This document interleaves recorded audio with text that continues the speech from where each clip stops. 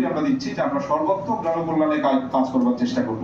জানেন স্যার, সরকারি কর্মচারী হিসেবে আমাদের নানান সীমাবদ্ধতা আছে, আইনি কাঠামোর মধ্যে থেকে কাজ করতে হয়। ওই যে শুরুতে বললাম যে রাষ্ট্রের প্রতিনিধি এবং জনগণের প্রতিনিধি, এটা একটা সমন্বয় দরকার।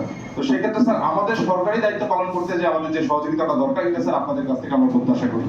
আমি একটু উদাহরণ দিতে চাই স্যার, আমাদের এখানে 592টা জলমহল পুকুর আছে। আমরা বিগত সরকারের সময় এটা একটা ওই জায়গা দিতে পারি নাই। সেখানে কেন পারি নাই নিশ্চয়ই এটা অনেকেই জানেন।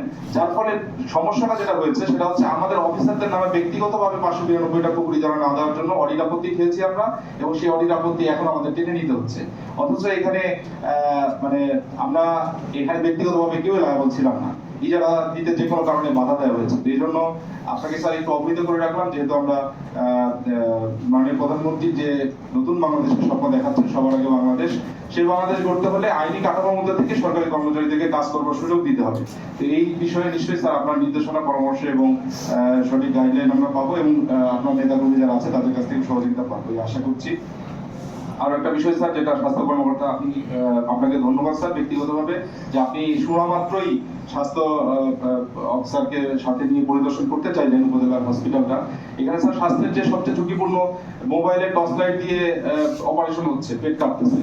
তো এই ভয়াবহ অবস্থা থেকে বাঁচতে হলে অবশ্যই একটা আমাদের গাইনি বিশেষজ্ঞ দরকার। আমি বহুবার সমন্বয় সভায় বলেছি স্যার, আপনার একটু অংশগ্রহণ দরকার এখানে, হয়তো আপনি তদবির করলে এটা সহজ হবে।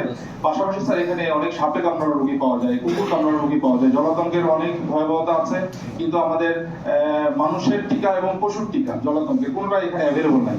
আমরা এবার এডিবি থেকে একটা প্রকল্প নিয়েছি, কিন্তু এটা তো স্যার সাময়িক, এটা তো আমাদের কাজ না। তারপর আমরা স্থানীয় সরকারের অংশ হিসেবে আমরা এই উদ্যোগটা নিয়েছি।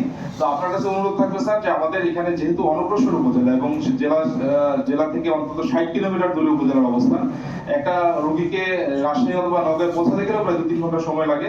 এই সময়টুকুতে আসলে অনেক রোগী অনেকে ঝুঁকিপূর্ণ অবস্থায় চলে যায়। এজন্য যাতে স্বাস্থ্যের এই বিষয়গুলোতে আপনার একটু কাজ করবার সুযোগ আছে স্যার, আপনাকে একটু স্মরণ করে দিলাম। আপনাকে স্যার সর্বোপরি ধন্যবাদ। পোরশা উপজেলাতে একটা সুন্দর নির্বাচন হয়েছে, এর জন্য আমাদের যে অফিসার স্যার আপনি সামনে দেখবেন সকলেরই অংশগ্রহণ আছে, এখানে সকলের নিরলস পরিশ্রম আছে। এবং পাশাপাশি আপনিও ধন্যবাদ পাবেন এই জন্য যে রাজনৈতিক দলের যে আচরণ বিধিমালা ছিল, সেই বিধিমালা আপনারা যথাযথ প্রতিপালন করবার চেষ্টা করেছিলেন নির্বাচনের সময়, এবং যতটুকু বিচ্যুতি আমরা পেয়েছি সেগুলো যোগাযোগ করার সাথে সাথে সর্বাত্মক সহযোগিতা করেছেন। এখানে আপনার নির্বাচন পরিচালনা কমিটির 2জন সদস্য আছে, তাদেরকেও ধন্যবাদ জানাচ্ছি। তারা আমাদেরকে খুবই সহযোগিতামূলক আচরণ এবং মনোভাব প্রদর্শন